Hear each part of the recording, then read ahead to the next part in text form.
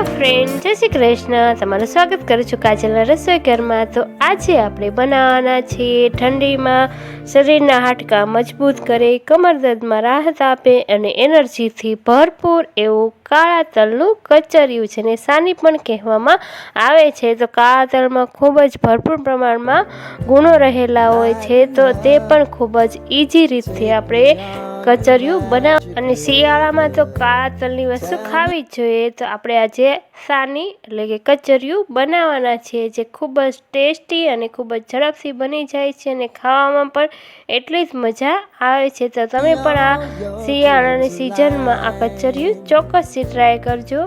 તો વિડીયોમાં એન્ડ સુધી બન્યા રહેજો અને જો મારી તમને આવી અવનવી રેસીપી ગમતી હોય તો મારી ચેનલને સબસ્ક્રાઈબ કરવાનું ભૂલશો નહીં। તો ચાલો આપણે બનાવી લઈએ કાળા તલનું કચરિયું।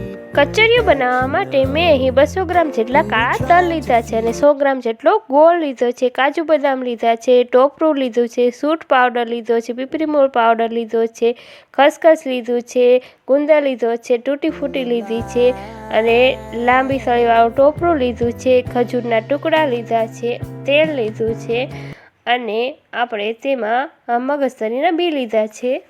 હવે પહેલાં તો આપણે તલને મિક્સર ગ્રાઇન્ડરમાં એડ કરી તેને આવી રીતે મિક્સર ગ્રાઇન્ડમાં સેટ કરી અને એક સરખું નથી પીસવાનું, તેને આ રીતે ઓન ઓફ કરી અને અધકચરું પીસવાનું છે। તો હવે જોઈ લઈએ તો આપ જોઈ શકો છો આવી રીતે અધકચરા તલ રહે તેવું પીસવાનું છે। હજી પણ આપણે થોડી પીસવાની જરૂર છે, તો આવી રીતે આપણે પીસી લઈશું। તો આપ જોઈ શકો છો એકદમ જ તલ છૂટા છૂટા રહે તેવું પીસવાનું છે, એકદમ નથી ઝીણું પીસી લેવાનું। હવે આપણે તેમાં ગોળ એડ કરીશું અને પછી આપણે તેમાં ખજૂરના ટુકડા એડ કરીશું। ગોળને પહેલાં તો તલ સાથે થોડો મિક્સ કરી લેવાનો છે, પછી આપણે તેને ગ્રાઇન્ડ કરીશું। થોડો હાથથી આપણે મિક્સ કરી લેવાનો છે અને આપણે પછી ગ્રાઇન્ડ કરી લેવાનું છે। તો આપ જોઈ શકો છો એકદમ જ સરસ આપણા તલ સાથે ગોળ મેચ થઈ ગયો છે। હવે આપણે તેમાં કાજુ બદામના ટુકડા એડ કરીશું, પછી આપણે તેમાં સળી ટોપરું એડ કરીશું, પછી આપણે તેમાં ઝીણું ટોપરું એડ કરીશું અને પછી તેમાં સૂંઠ પાવડર, પીપરી મૂળ પાવડર, મગજતરીના બી અને ખસખસ એડ કરીશું, પછી આપણે તેમાં તળેલો ગુંદર એડ કરીશું અને પછી આપણે તેમાં તેલ એડ કરીશું। 2 ચમચી જેટલું મેં અહીં તેલ લીધું છે। હવે આ બધાને અધકચરું ગ્રાઇન્ડ કરી લેવાનું છે, બહુ કાજુ બદામનો ભૂકો થઈ જાય એટલું નથી કરવાનું। તો આપ જોઈ શકો છો આવી રીતનું ગ્રાઇન્ડ કરી લેવાનું છે। હવે આપણે તેને ચમચી ફેરવી લઈએ તો આપ જોઈ શકો એકદમ જ સરસ સાની જેવું તૈયાર થઈ ગયું છે। હજી આપણે થોડું તેલ એડ કરીને થોડી વાર ફેરવી લઈશું। તો આપ જોઈ શકો છો એકદમ જ સરસ એવું આપણું કચરિયું બની ગયું છે। હવે આપણે તેને સર્વ કરવા માટે એક બાઉલમાં આપણે પહેલાં તો તેલ લગાવી દેવાનું, પછી આવી રીતે બદામ અને કાજુને આવી રીતે ડિઝાઇનમાં ગોઠવી દેવાના છે। પછી આપણે તેમાં થોડો તળેલો ગુંદર એડ કરીશું, પછી તેમાં તૂટી ફૂટીથી ગાર્નિશ કરીશું અને પછી આપણે તેમાં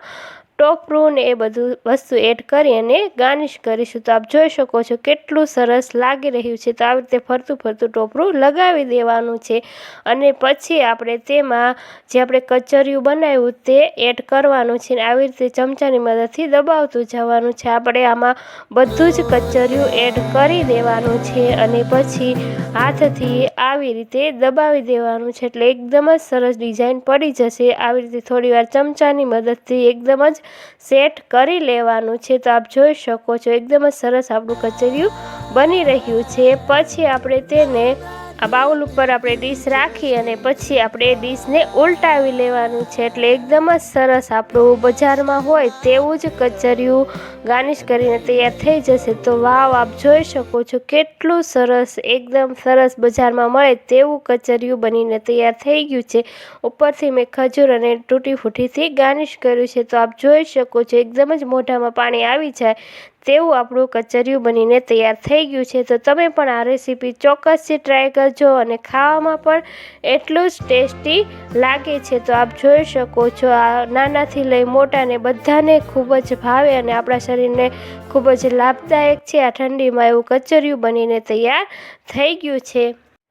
તો કમેન્ટમાં જરૂરથી કહેજો કે તમને મારી આજની આ રેસીપી કેવી લાગી, અને જો આવી જ અવનવી રેસીપી તમને જોવી ગમતી હોય તો મારી ચેનલને સબસ્ક્રાઈબ કરી અને બાજુમાં રહેલું બેલ આઇકન દબાવવાનું ભૂલશો નહીં, જેથી મારી આવી જ ઘરમાં બનતી સરળ રેસીપીઓ તમને સૌથી પહેલાં મળતી રહે. તો આવી જ અવનવી રેસીપીઓનો ખજાનો જોવા માટે મારી ચેનલને સબસ્ક્રાઈબ જરૂરથી કરી લેજો. હવે ફરી મળીશું એક નવી જ રેસીપી સાથે. ત્યાં સુધી આવજો. Thanks for watching. Tell me about